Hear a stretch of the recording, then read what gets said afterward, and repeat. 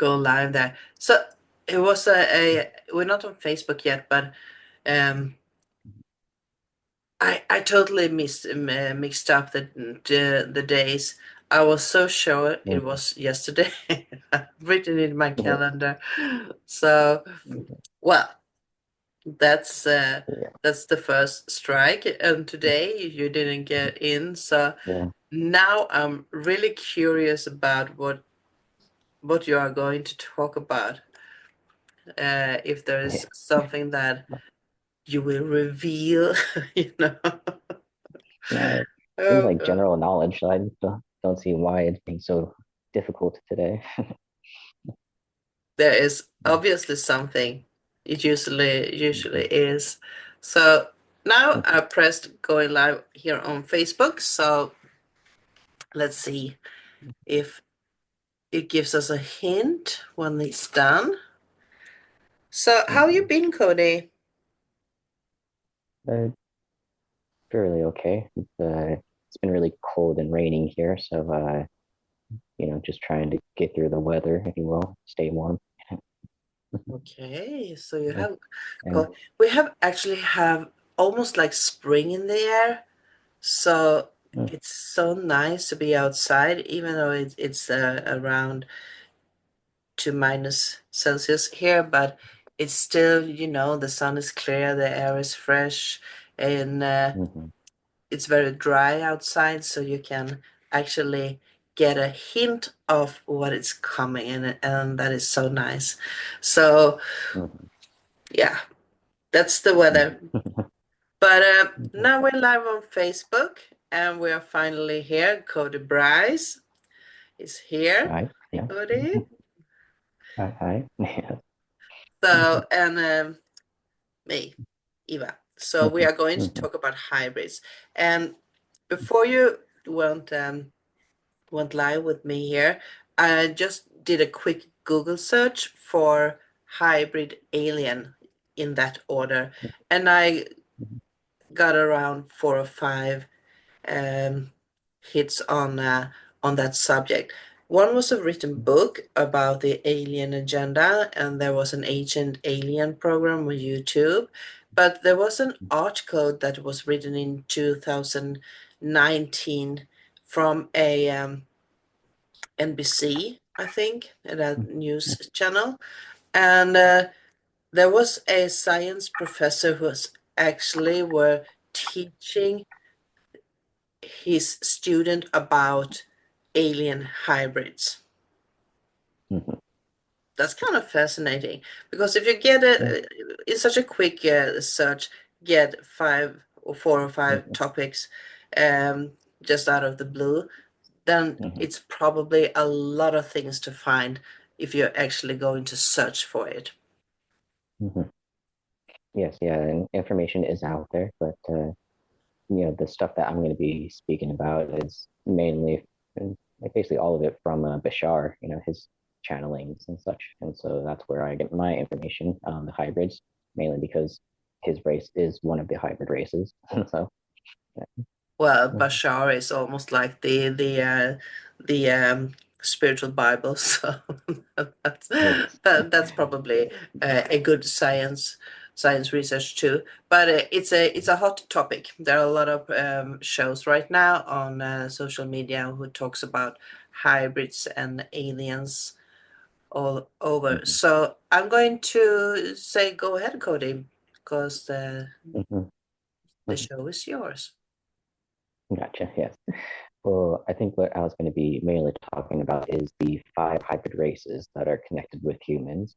And so that was kind of the main theme or main stuff. But I was going to kind of start with the kind of oh, and I was going to say first on, this is just stuff that I know to be true. You can do your own research, believe me, don't believe me, all that stuff, because it is kind of a controversial topic, and some people don't believe that stuff. And so it's all up to you.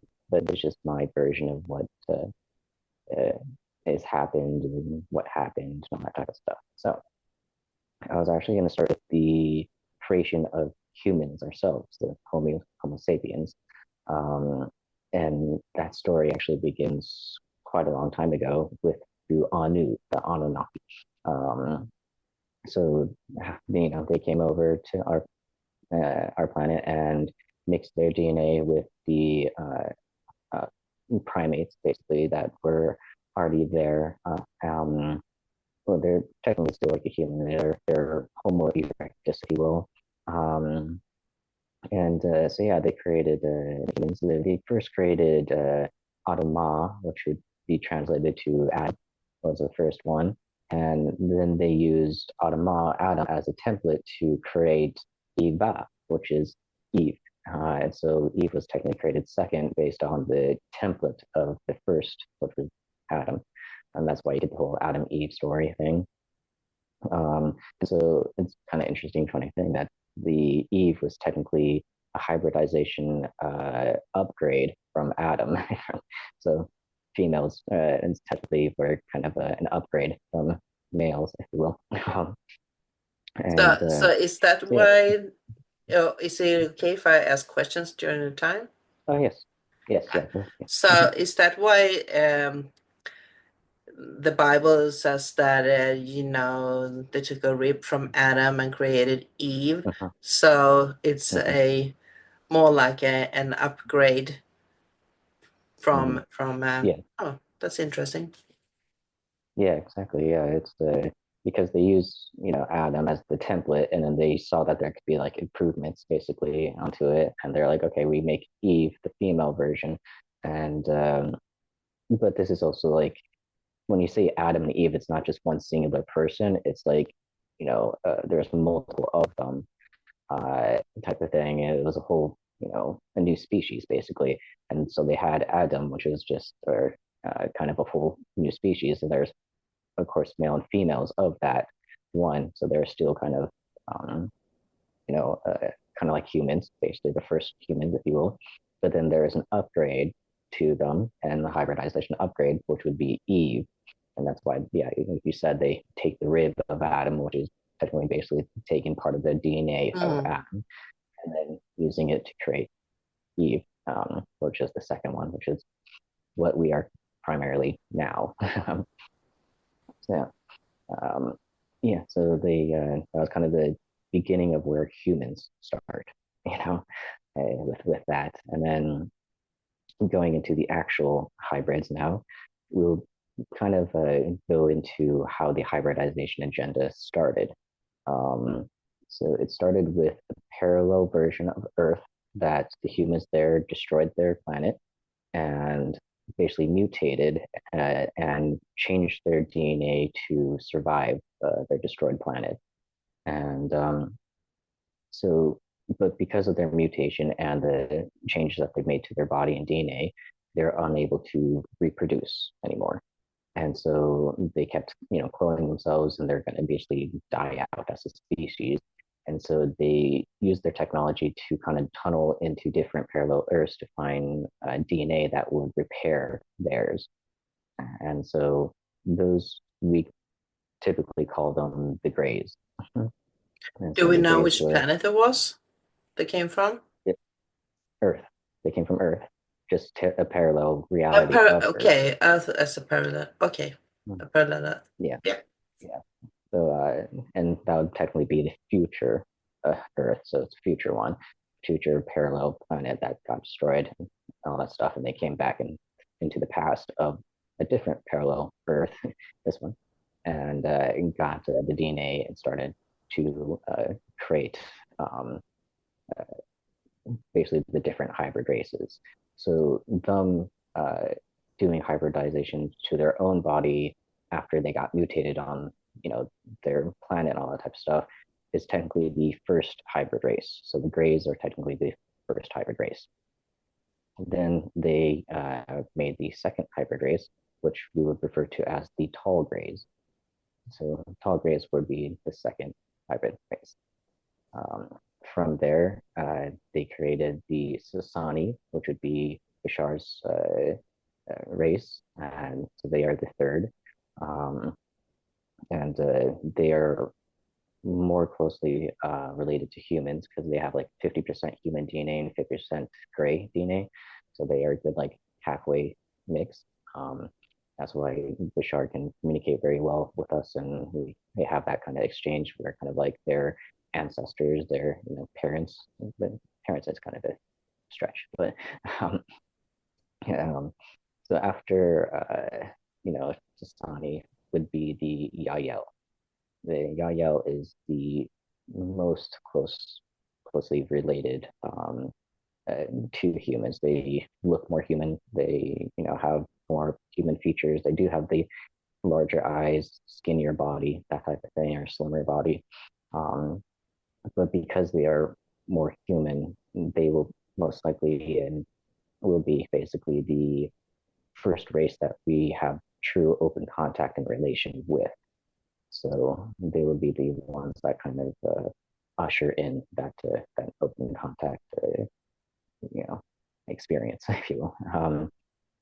And they will also be the ones, or they are the ones that are helping the hybrid children acclimate and kind of prepare them for their eventual return to Earth, if you will. When they actually Hmm. come and join us and all that stuff. And so humans and the hybrid children are technically like the fifth hybrid race.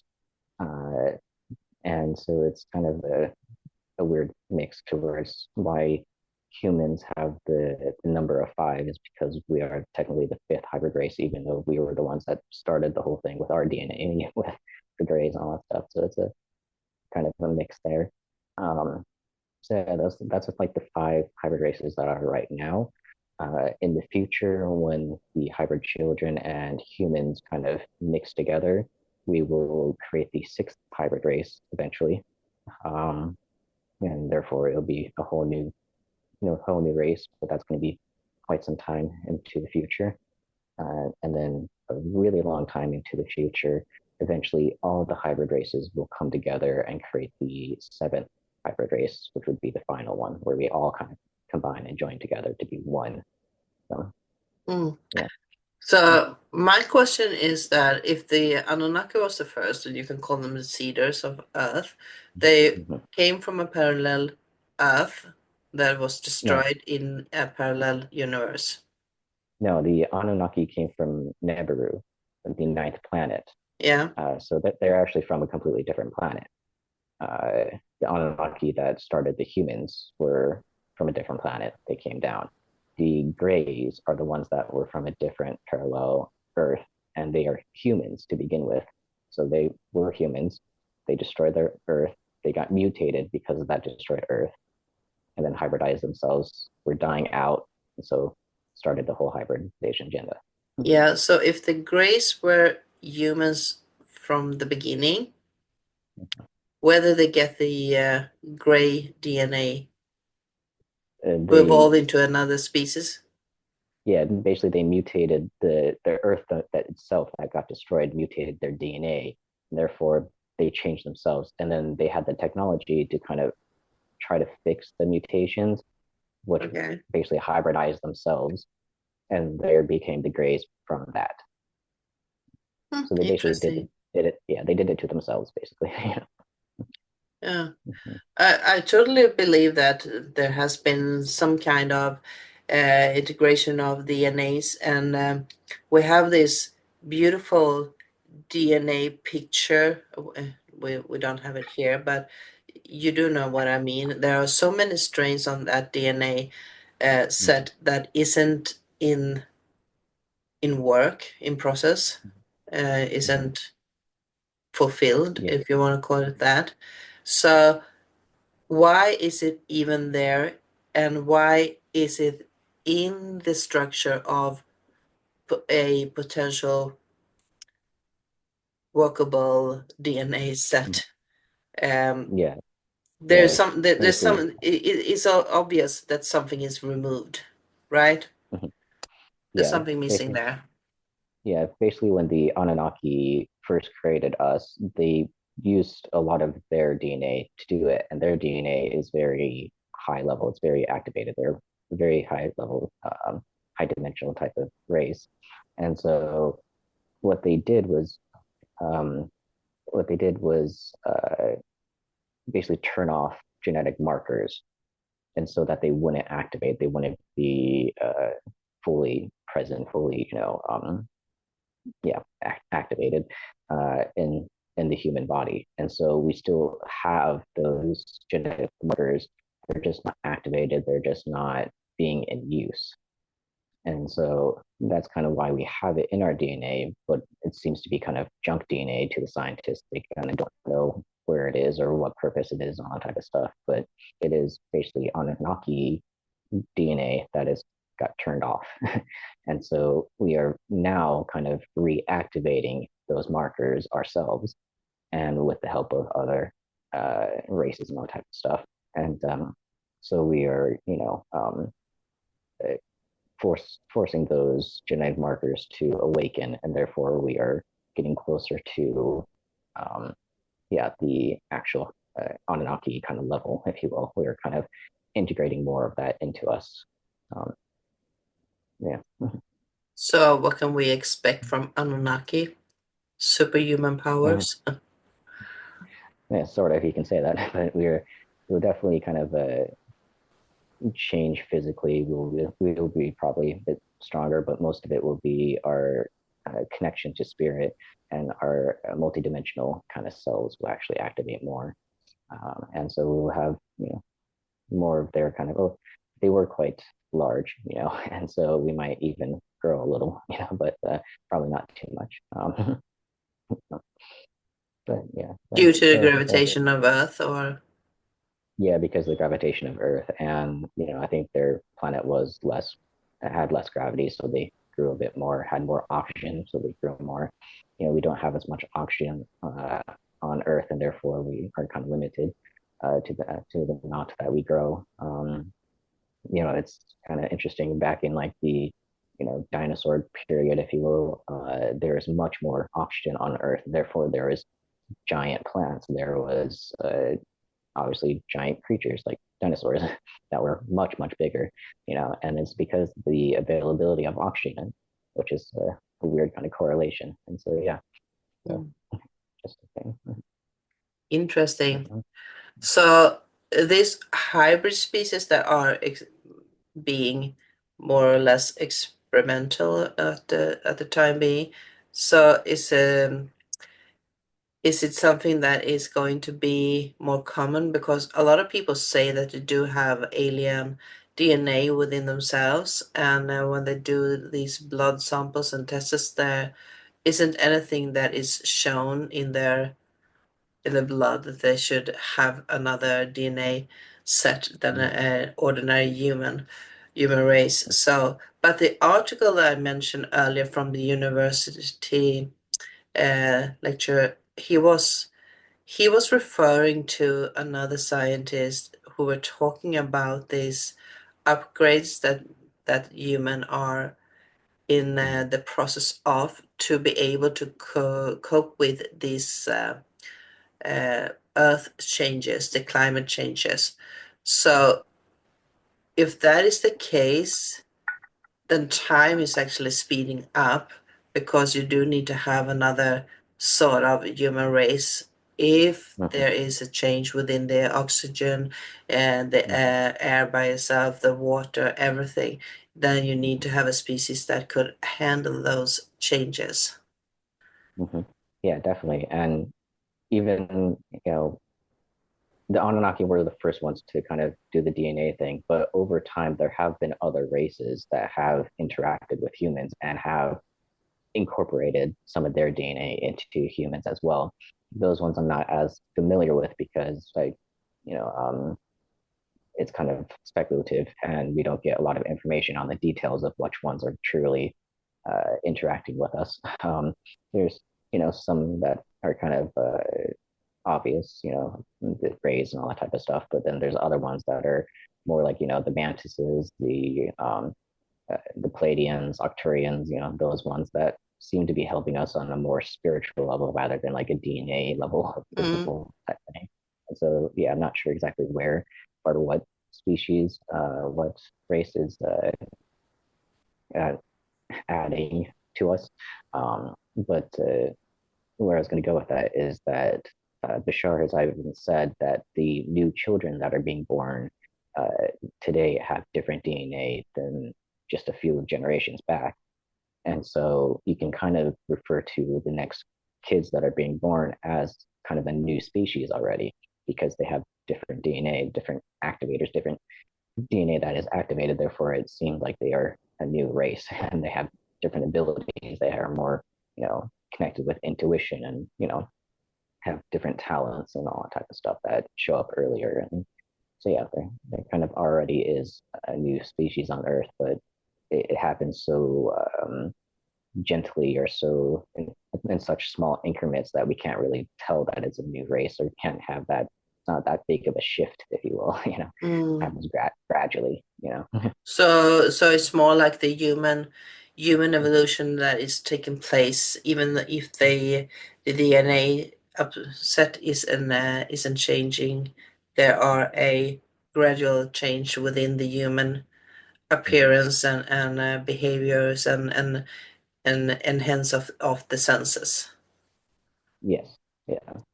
Yeah, so even without any help or anything or any major changes to our DNA, it is naturally doing that, especially because the type of spirits that are being incarnated will change their DNA to match the level that they're at, and the lessons that they need to learn, the themes that they're exploring, that type of thing, and so they will be at a higher level because that's what Earth needs right now, and its Mm, collective is to raise its vibration, and so that higher level DNA and higher level beings are being born right now, so that eventually Earth can rise into that next level of being.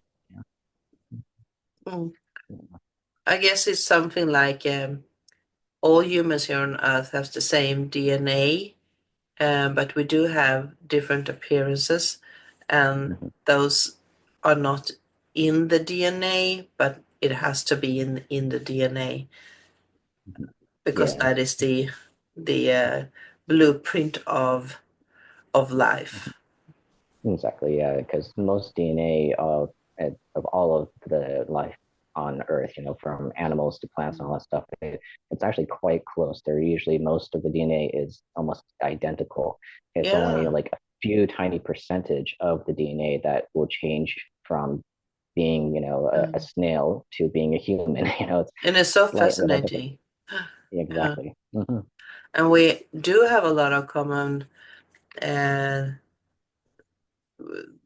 DNA matches with the animal kingdom, and therefore some of the animals, when they are using it for medical, do you say transplantation? When you Yeah, use like, organs to transplant, mhm.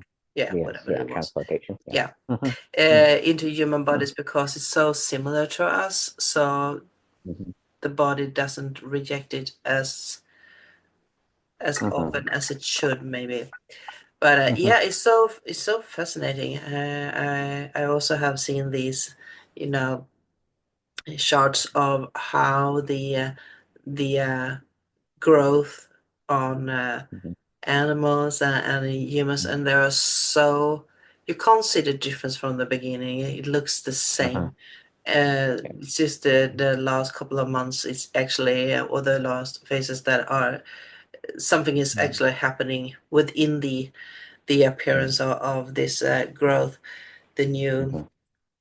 baby babies or Gotcha. the new Mm-hmm. animals. It's so fascinating, so Mm-hmm. fascinating. And Yeah. as you said, there are also such a small percent of the DNA that is separate us from the monkeys, for example. Mm-hmm. So it's so cool to think about it, you know? Mm-hmm. Exactly. And that's probably why, the Anunnaki had such a, I want to say easy time doing it, but from adapting the monkeys, and but even though they've already grown to a different species, which would be the Homo erectus, Mhm. and so that was more human-like if we want to, follow our ancestors, Neanderthals and all that. So yeah, their DNA was already so close to that they only had to tweak it just slightly to be able to introduce some of their DNA into us, and that's the little little change right there, and then boom, new species.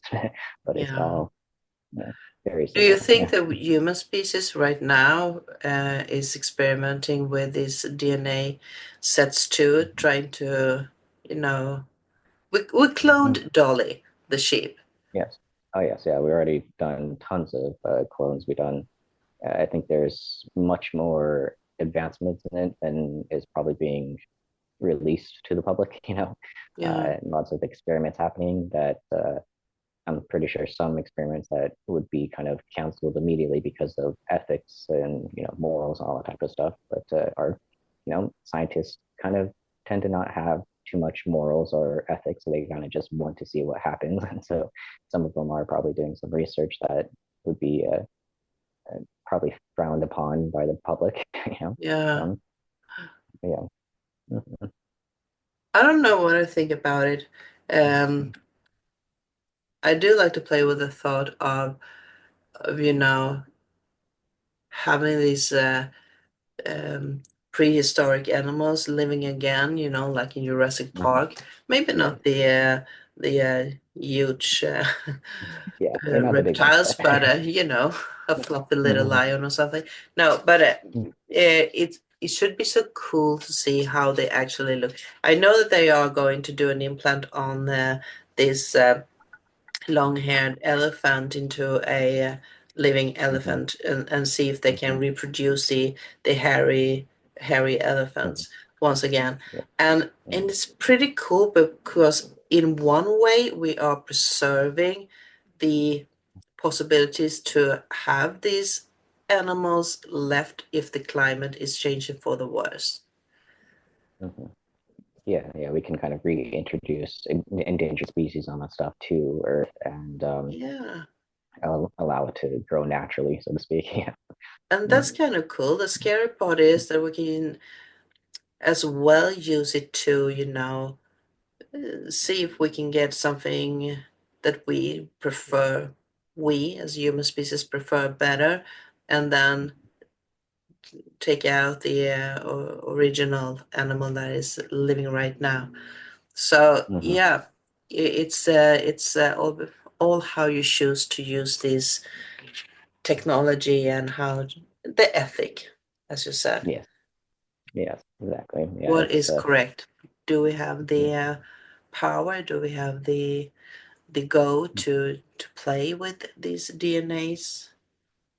Exactly. Yeah, it's a very fine line of wanting to do something good and acting like God, if you will, or acting like a creator.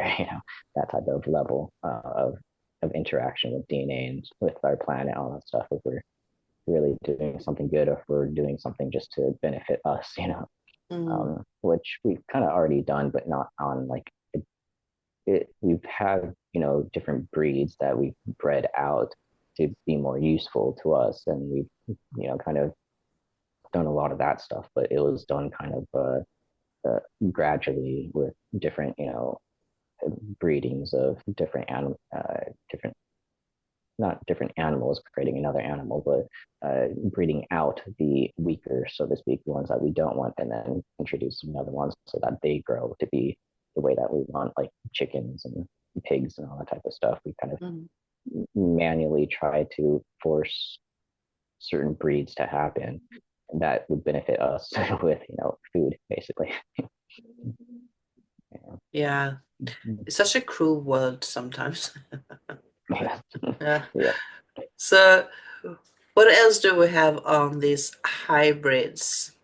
You said that there were, the next generation, or yeah, it's Mhm. already introducing itself Mhm. by the new generation that is growing up. Are you meaning those children that are born now, or the children who already has grown up? Well, I would say within the last like two generations or so, I think I was probably on the very cusp of that new DNA type of thing. And so, like what they would be calling like the rainbow children, the crystalline children, all that stuff. And so, yeah, they have a slightly different DNA and therefore kind of a new race. But I think it's going to be much more dramatic with the kids that are being born, Mm. this year and a couple of years back. And so, yeah, have definitely much more different DNA than even me, you know. Um, and so yeah, that's already starting, and then the major one of the actual hybrid children that are being raised on ships, that are going to be introduced not too soon, but fairly soon. And yeah, and the hybrid children are definitely going to be a big topic or a big thing for humans to accept or try to accept and all that stuff. Yeah, and I do know that you had some have some information about these hybrid childrens on ships. Do you want to share? But yes, yeah, we'll sort of. I would say that more people have hybrid children than they probably realize, so to speak. Basically, I guess the rule is if you think that you have a hybrid children, you most likely do. That's the kind of level that they're at. There's a lot of them.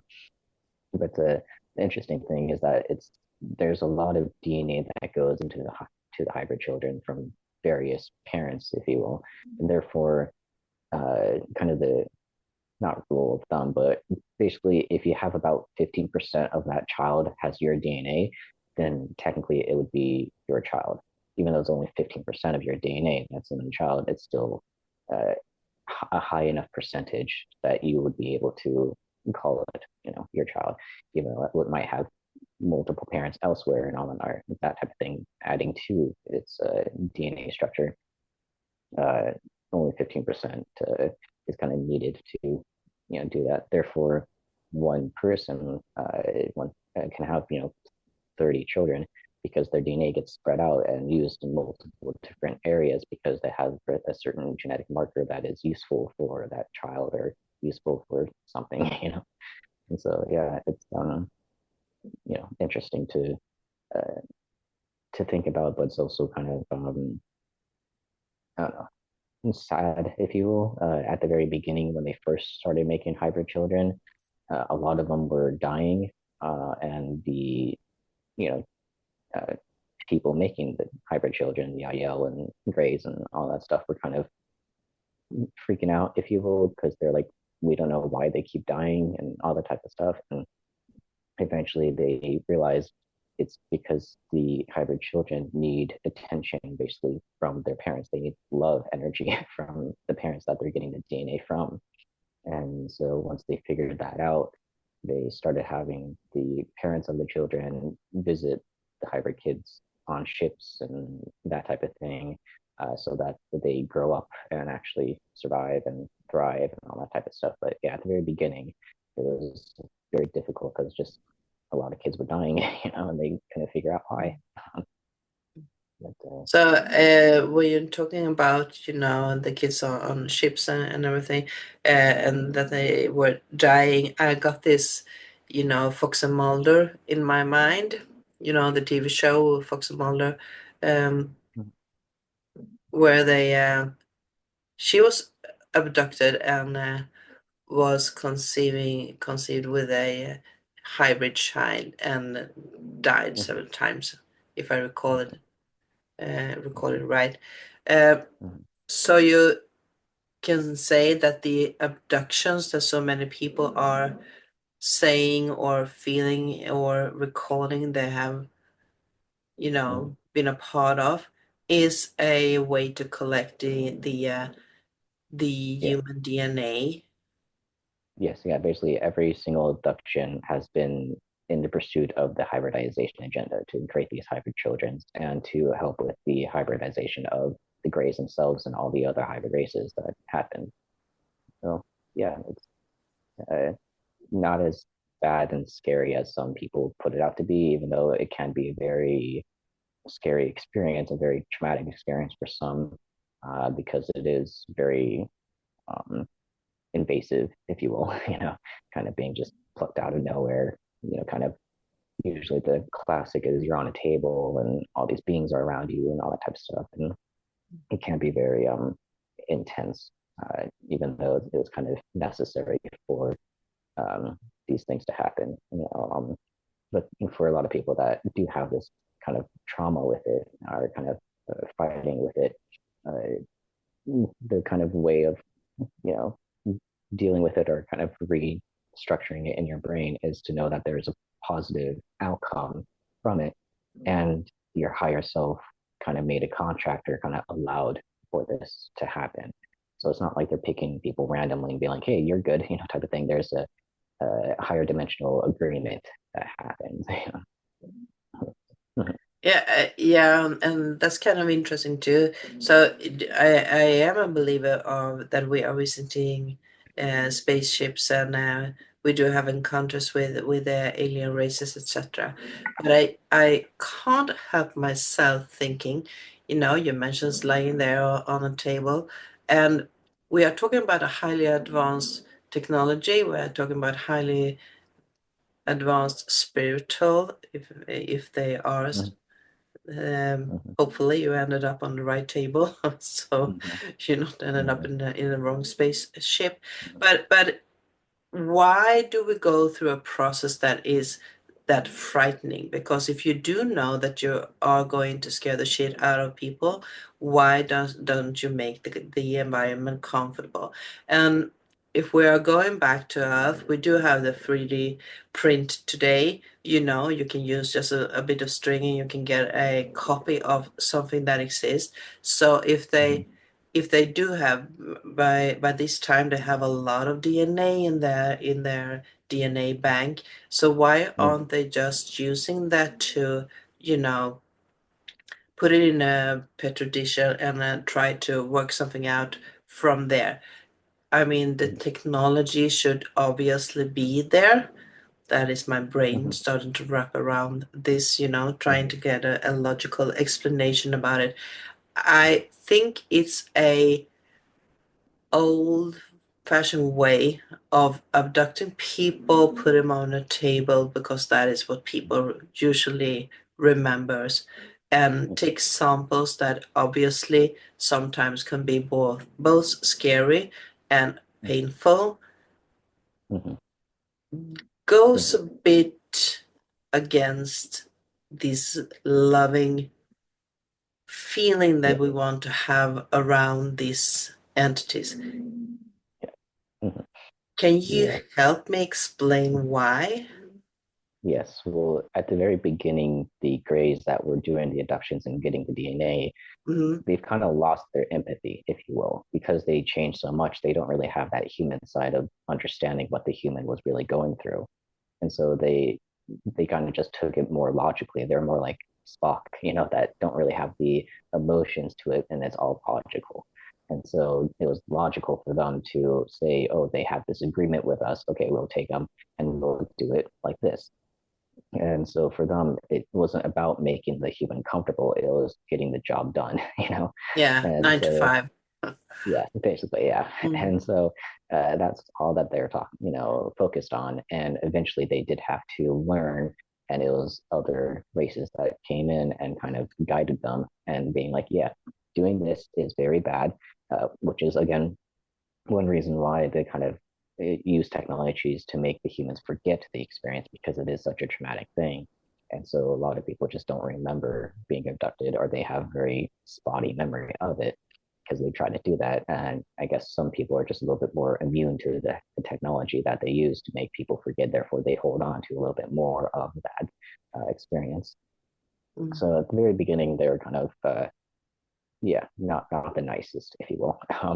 But eventually, they did kind of learn that the human vibration when they take the DNA is also very important, and so they could just take the DNA, but it might, I don't know, it's kind of a bad example, but when you kill an animal to eat it, if it's stressed and in fear, the meat tastes bad. Mhm. Basically, it kind of changes the meat, if you will.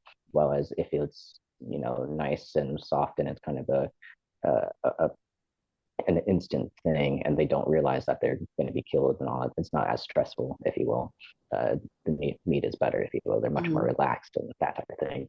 So that analogy kind of goes into having the DNA being taken. If they're stressed out and in fear and all that type of stuff, it's a bad vibration of the DNA that they're taking, And so they actually probably learned that pretty quickly that the DNA that they're getting isn't optimal because people are stressed out, And so they tried to change the experience eventually. And so it's much more softer experience now. And so it's changed. And the reason why they keep coming back and getting more DNA is kind of the same reason, if so to speak, is that the DNA that they already have is kind of insufficient to where it can be upgraded. It can have better stuff. And humans are constantly upgrading themselves vibrationally. We're constantly changing, constantly integrating different things into our system, if you will. Mm. And so they might come back to the same person multiple times because they've upgraded themselves. They've gone through a spiritual change. They've downloaded different information into their DNA. And so the extraterrestrials would be like, oh, they have something new and that would benefit us. We need to come back and grab another sample that we can use for this hybrid children or this thing and that thing, you know? And so, yeah. So for how long will this continue that they are grabbing examples from human? Probably until the hybrid children are fully on Earth. Mm. Because then it's not going to be like them abducting. It would be more like asking, like it would be much more of a conscious thing at that point. It's not going to be as abducty as it used to be, where they literally take you out and make you forget and all that type of stuff. It's going to be much more interactive because the hybrid children would already be on Earth, and the humans on Earth would start integrating with that knowledge of this is what happened, this is the agreements that we made, all that type of stuff. Mm. And so yeah, it'd be less um, mysterious, if you will, or that type of thing. Less hiding and less yeah, and that type of thing. But, yeah. Do you have any recalling of being one of those samples on a table? Not on the table, but I do know that I have five hybrid children, and I know of them.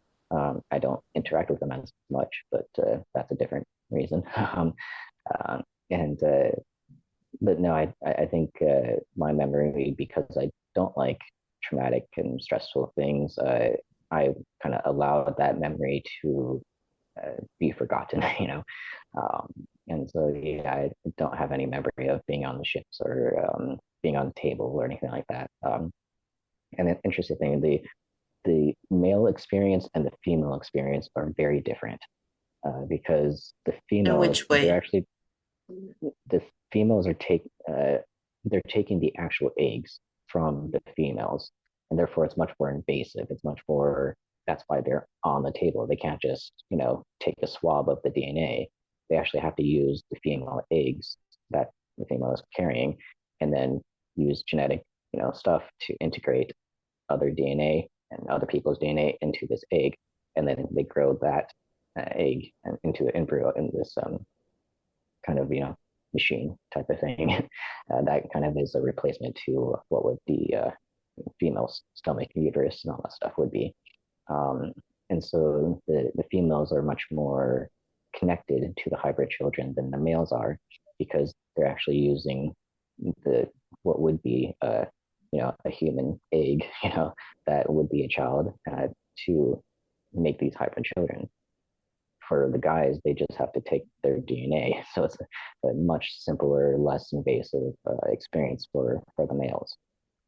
That is another thing that I have a difficulty to wrap my thoughts around.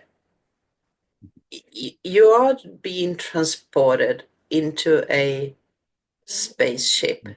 So that isn't a etherical experience somehow, because we are always thinking about these, they're living in a higher dimension, so they are in a higher vibration, so they are more etherical than we are here on Earth. So if we have this physical body, it then it probably will go through a lot of changes when it goes to a shape in a physical form, because they are vibrating in another dimension, right? So therefore there should be a lot of complications to take a physical 3D body into a 5D spaceship in a Like, blink of an eye. yes, sort of. The one thing is that most of the actual beings that are doing these operations, these abductions, and all that stuff are not really high vibrational beings. They're still fairly third dimensional. They're still fairly physical, Okay. and so they're not at that level of like you know Bashar's race or something like that that are quasi physical. And, even Bashar's race, the Sasani, are still in a physical, can exist in a physical way. Their vibration is really, really high, and therefore we would feel very uncomfortable around that, that being. Um, but the ones that are actually taking the DNA and doing all that type of stuff is not the actual grays. They are kind of the what, and then this is a very controversial take or kind of controversial thing is that they're kind of like robots, if you will. They're kind of like biological robots that the Greys are kind of piloting. Um, so they're much more physical, and therefore their vibration isn't going to be affecting the human that is being abducted. The ships are very high vibrational, but they're still physical enough that it's not like a human going into a fifth dimensional space. It's a human going into a three-dimensional space or fourth dimensional. Mm. But the ship itself can transmute into higher dimensions, but it kind of lowers its vibration to be more physical. And So so if it's they are more like AI robots, then is that an explanation why they are somewhat lack of emotions? yes, yeah, very much so. Yeah. Yeah, they're kind of the drones as they call them. So they're the drones, and but the other races can be interacting with them, but they also have to change their vibration to a lower state, kind of like the mantises that are like basically genetic masters. They really know their stuff when it comes to DNA and genetics and all that stuff, which is why they help out the Greys with this whole thing and other races that are a part of this hybridization agenda. Mm. Um, they do interact at sometimes, but they have to again kind of lower their vibration a lot to be able to interact with the human. Mm. Interesting. Very interesting. Yeah. So you mentioned that you had five hybrid children. Yes. Yeah. Have you met them? I've had interactions with them, but not as the real interactions with them. I don't remember as much as the interactions I have in a more how would I say, like, how you have like spirit guides and they will like talk to you and kind of guide you and all that type of stuff, but they're not really like physically around you. You're not like interacting with them physically and all that type of stuff, but you're still connected with them. For me and my hydrogen children, it's more like that, to where I'm not like physically around them, but I do interact with them. You know, and so But it's more on a therapeutic way yeah, or it's emotional way. yeah, it's more like emotional and telepathic type of thing. Yeah, and but like my first real experience with one was this uh, little girl basically that I was in a psychic development class, so I was kind of learning some tricks and trades of the psychic world, if you will. And I, during one of the classes, at the end of it, we were doing some type of meditation or something, and we were astral projecting, or we were traveling basically out of body and coming back. And so the class was done, and I felt a tug on my shirt, and I was like kind of turned around to see like what was happening, and there's nothing there. And then I heard the little girl voice that said, "Your vibration is getting higher, Daddy." And so it was a Oh, that's very, cool. yes, right? Like, yeah, it was very touching, very, kind of sweet and all that type of stuff. And it was like first real, like, truly hearing and interacting with them in that way. Um, And so that I've kind of gotten more and more, and eventually they kind of said that I don't have to focus on them, or basically their wording was, don't force yourself to interact with us, focus on yourself, basically, kind of like uh, raise your own vibration, kind of do your own thing, so that eventually you'll be able to interact with us more physically. Um, and Mm. so now I don't really focus too much on the hybrid children, because I do need to, kind of be more earthbound, more earth focused, if you will, and interacting with them kind of makes me a little less earth focused, Yeah. But it's still pretty cool, to hear that Mhm. or get this feeling within yourself. Do you have any remembrance of being on a spaceship? Not really like full memories, but definitely feelings. Sorry.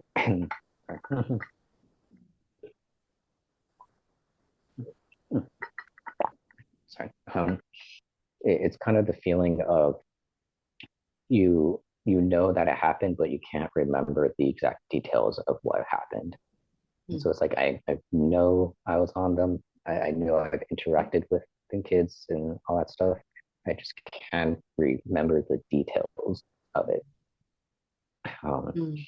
and I believe most of the times it's not physical; it's in my dreams, basically, which is more multi-dimensional interactions with them. And that's actually what happens with a lot of the parents. They're not physically there; they are more multidimensionally there when they're dreaming. Yeah, So while they're dreaming, they sent to the ships and all that stuff. Yeah. Yeah. interesting. Uh, I can't say that I have any feelings of having any hybrid children, but I do have memories or visions of being on a spaceship um, several times. One I was in a transporting, I don't know what you call it, subway Mhm. or Mhm. something. But there was this huge ship, and the ship was above and underneath. It was almost like a zeppelin, these World War II transport things, Mhm. with a big balloon, and the people were in a basket underneath. So it Mhm. kind of reminded me of that, but there was a free side. You have this huge transparent windows, and Mhm. you could look across and see another ship, and you also saw a lot of people there. So obviously there was a ferry that took Mhm. people to another place. So that is one of the memories. And the other memory is, well, there was something happening in between there. I met someone. It was a room, four walls, Mhm. roof, floor, Mhm. Yeah. and very little furniture. And there was this human-like being, but the skin wasn't actually as our skin, and it was a bit, like there were diamonds on, the glitter from, Oh yeah, I got you. yeah, Yeah. Yeah. yeah. And he said that he was going to show me some pictures of family. So, Mm. I thought it was so weird being there in this room that I didn't recognize with a total stranger that were going to show pictures of family. And Mhm. I was like, seriously, is there a door? Can I get out of here? You know? Yes. So, Yeah. so I can't remember so much more from that one.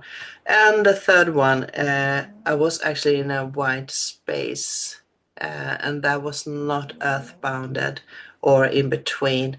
There was this huge room.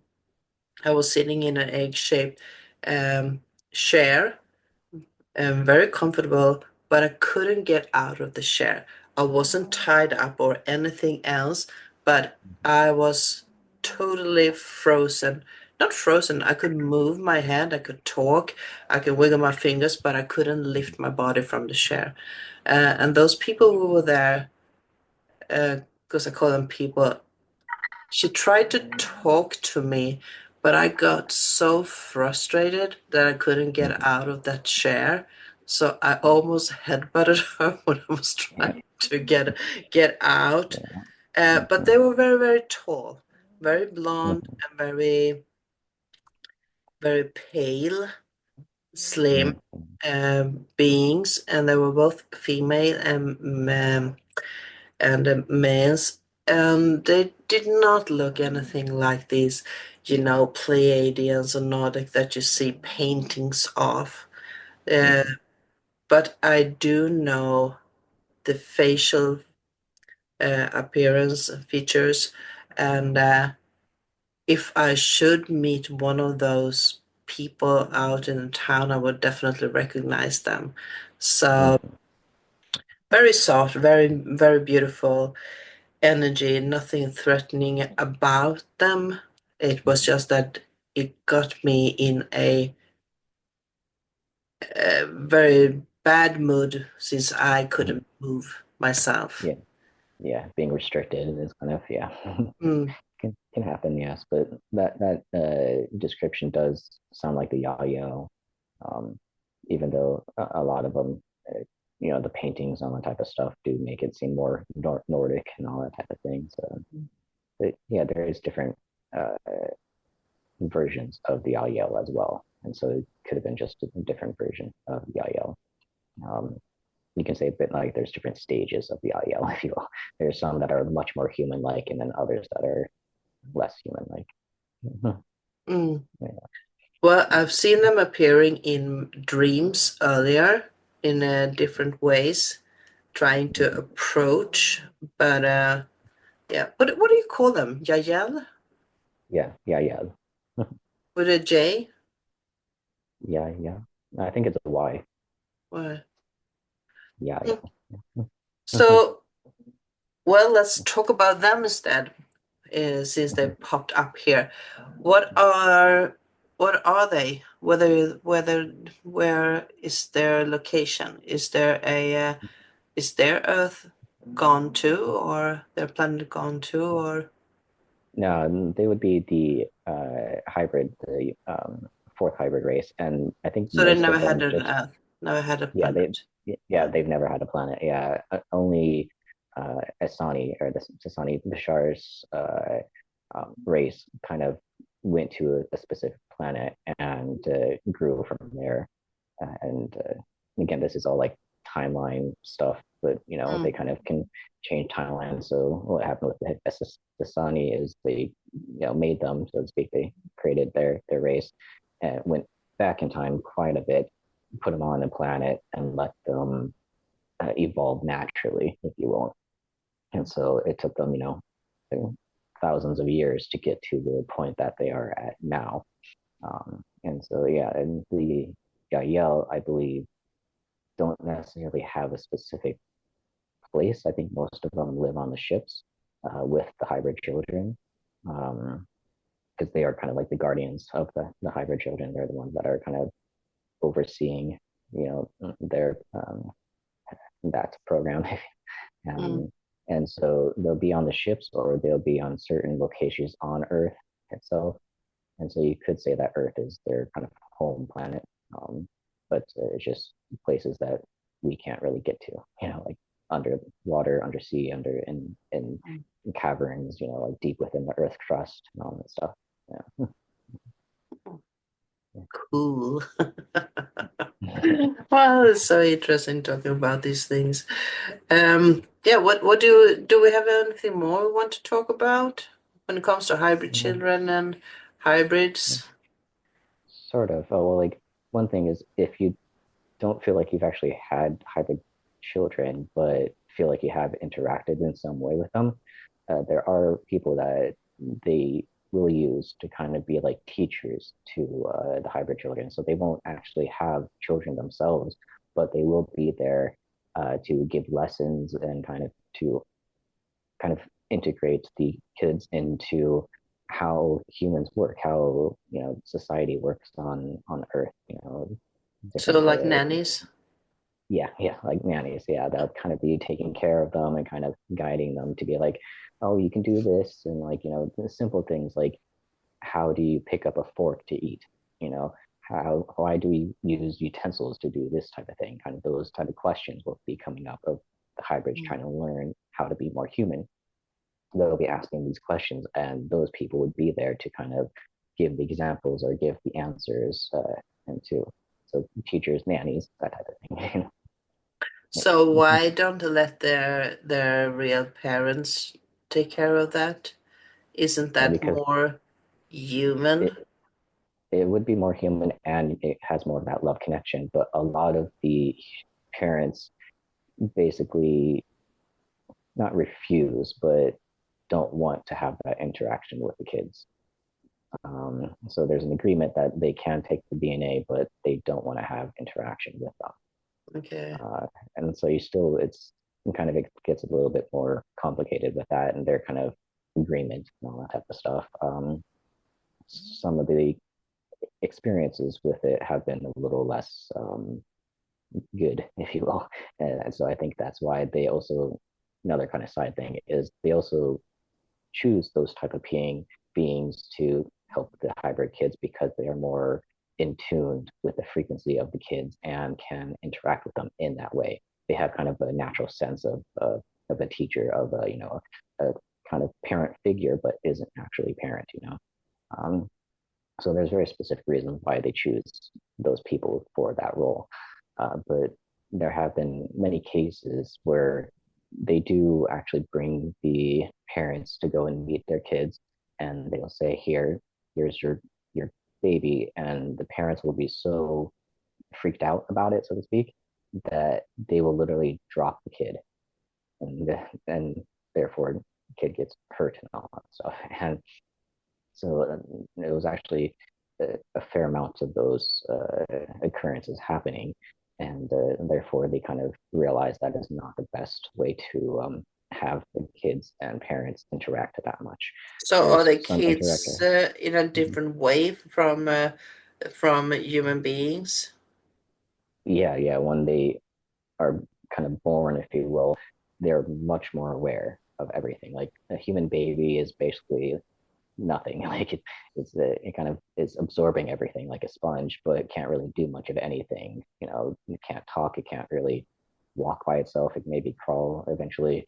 That type of stuff. But when a hybrid child is born, they are fully aware. They have full awareness of where they are, who they are, their purpose, all that stuff. They can telepathically communicate with the beings around them.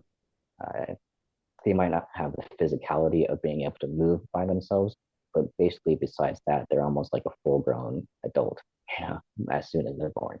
Mm. Yeah. So I mean, this experience have had to take place during quite a long time now, because we heard of Mm-hmm. these abduction for yeah, whole my life, Yep. and so these children when they grow up, do they have the same age span as we do? I mean, or are they growing slower or faster? They'll probably be growing slower because they have much longer lifespan. Um, and so, yeah, it's not going to be like, I would say if you're like a 20-year-old, so to speak, amount of growth would, you know, be like 14 for them, so to speak. Like that's like how we would compare it. It's like they might be 20 years, but they kind of look like a 14-year-old, Um, Mm. and so they So they grow. are developing in a much slower way than the Yeah, humans with the yes, physical bodies. Okay, yep, so that means that if someone is, donating their egg as in their 20s, and the human is growing older, and this hybrid child get a bit rebellic on the spaceship, could that space teenager drop down here? Has that occurred? Have no, they escaped to, walk on Earth and live their No, dangerous life here. no, because the teenage rebellion thing that we have on Earth is kind of a taught thing. It's not necessarily like it's not a natural occurrence, I should say. There is hormonal stuff that does happen that usually will cause these teenager, rebellions phase and all that type of stuff. But when they're on the ship, they kind of get taught differently. They grow up differently, and because they are at a higher vibrational level of being, um, they're not going to go into negativity like a teenager would. And so they're much more mature, if you will, about that stuff. And yeah, they have that better sense of things. And only certain hybrids have been allowed to be on Earth because their vibration is so high that being on Earth actually hurts them because the Mm. vibration of Earth is so low and the pollution and all that type of stuff is so bad for them. And that's why most of them stay in the ships to grow. And there have been instances where very, uh, used to say like advanced in the teachings of human hybrid children. So hybrid children that really understand human and kind of like graduated from their classes and really like get it, if you will. There have been instances where the Yael and other beings will procure or get an apartment for these hybrid children, and they will literally live as a human for a while. And so they will literally be, getting groceries. They will, be in the apartment, and they won't really have to pay rent or anything like that because other people will take care of it. But they have had that experience of living on Earth for a while because they were able to adjust their frequency to be able to be on Earth for longer and not have it not hurt as much. Yeah. Mm. Yeah. Pretty cool. Yeah. Mm-hmm. Yeah, it's Going to really Earth to yeah, turn it to alive. You know? yeah, Yeah. yeah. Mm-hmm. Well, that's interesting. Yeah. Mm-hmm. Well, there are so many things that we can't wrap our thoughts around because we are not having this in our ordinary lives uh, but I do believe that more people actually have some kind of encounter with something else, um, Mm-hmm. but they probably won't talk about it. So maybe this could be, an eye opener for someone who recognizes themselves. Uh, to take part of what you have been sharing with us today. So, anything else? Uh, no, I think we covered a lot of it. The main stuff that I was talking in the beginning is really short, is kind of simple, Yeah. which just the explanations of stuff. But so I didn't think that this was going to be too long of a talk because of how Mm. little amount of information there really is. Yeah. But Well, do you have a healing for us? A distance healing for yes, us? yeah, yeah. So this is it's too dark, can't really see it. But this is the Plum Blossom Jade, and I thought this one would be a really good one because it's a good protective stone, but it also protects you while you astral travel, while you are exploring different dimensions and all that type of stuff, which kind of went with the theme of what we're talking about with extraterrestrials and hybrids and stuff that kind of are in different dimensional levels or kind of when you're dreaming and you're on a ship and all that type of stuff, you kind of Mm. want protection. And so this type of crystal will kind of help with that and have that protection and Yeah, feel comfortable with. I do know that when people are talking or when we are talking about things, it actually activates a new way, a pathways, a streaming service to that energy. So now that we've been talking to it, so if anyone is listening to this one, they will automatically, having a free door to walk through. So it could probably be a very good idea of having some protection with themselves, with us, with everybody Yeah, who is listening. Yeah, yeah, yeah. go ahead. Okay. So for those that do not know, I'm going to be sending energy from this crystal to you. And if you're wanting it, just consciously or verbally say that you accept this energy. If you don't, then that's fine. It won't touch you. Okay.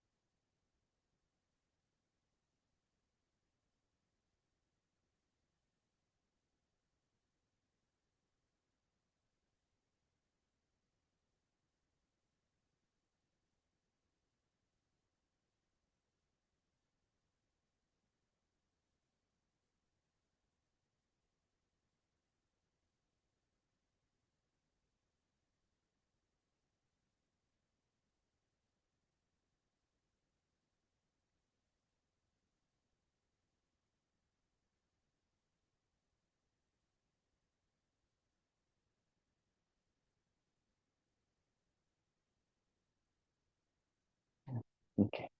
Close it out.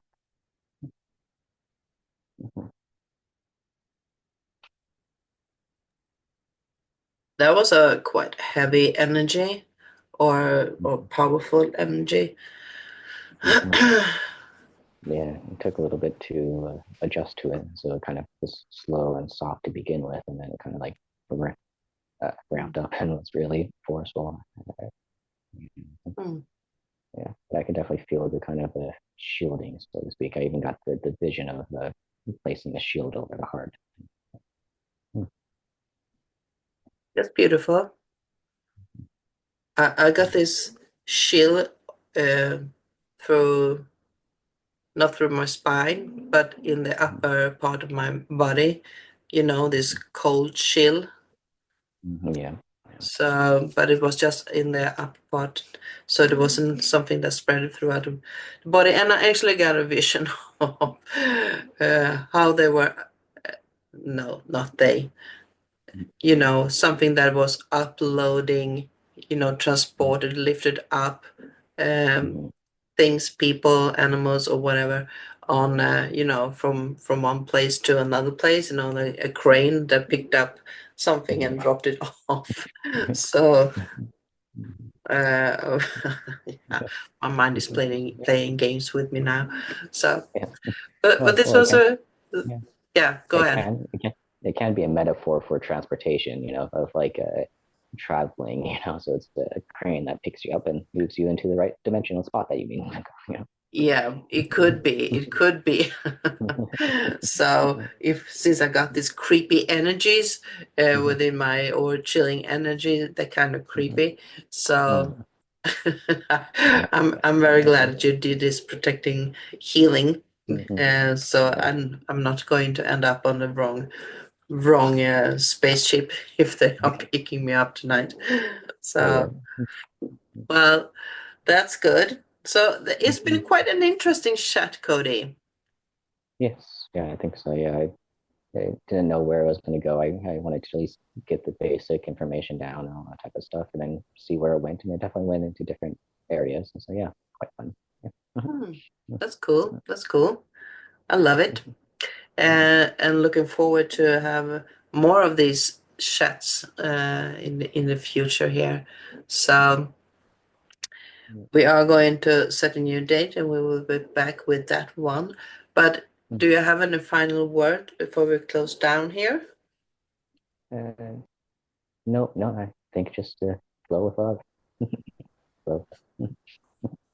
And I say the same thing almost. I say thank you for today. Thank you, Cody, for this excellent service of hybrid children's. You gave so much information and clarity to a lot of questions. Mhm. So that was very, very fun. Thank you.